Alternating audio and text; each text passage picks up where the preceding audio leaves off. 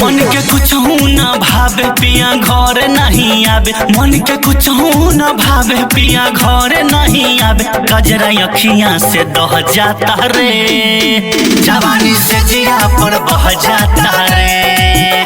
कजरा अखियां से दह जाता रे, जवानी से जिया पर बह जाता रे। मन के कुछ न भावे पिया घर नहीं आवे, कजरा अखियां से दह जाता रे, जवानी से जिया पर बह जाता रे।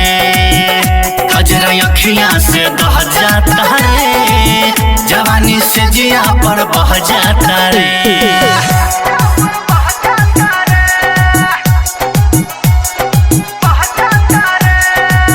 Recording Bai Khushboo studio Harsiddhi.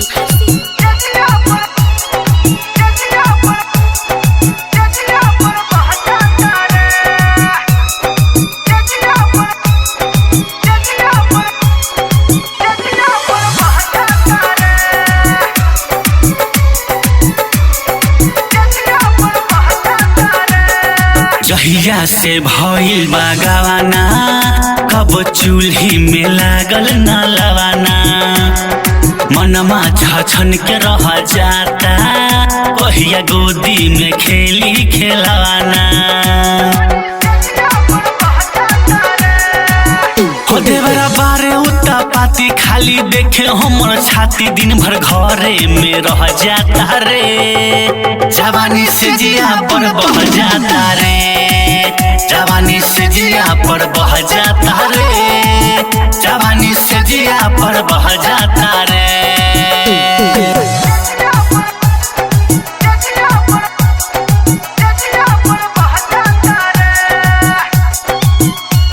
Music by Anil Raj.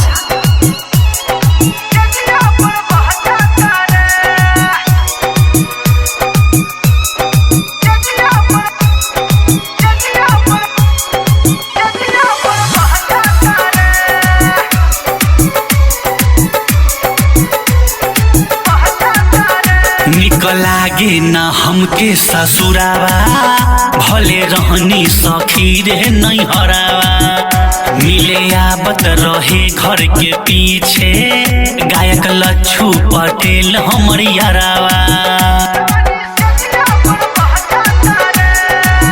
हो दिल में देख के गईले ठेस सैया डीजे बरजेस अनिल आई लव यू कह जाता रे, जवानी से जिया पर बह जाता रे।